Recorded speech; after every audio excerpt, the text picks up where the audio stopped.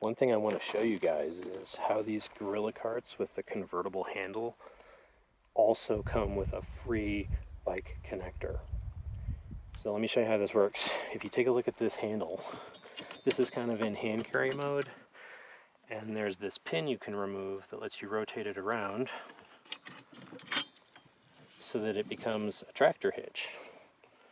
But we've found that if you simply mount it at an angle like this, now it's an angled bike hitch, and this goes right to that connector on the bike. So just by buying this cart with this handle and that little $8 bike hitch, so this is enough to hook to your bike in an angle that keeps the tire out of the way and lets you pull 300 or 400 pounds of the load. This gets a little bent up because we crashed the trailer a couple times, and when the trailer chips over it bends the metal, and I haven't bent it back. But we just dropped that in, and now it's connected to the bike in a way that can pull quite a bit of weight.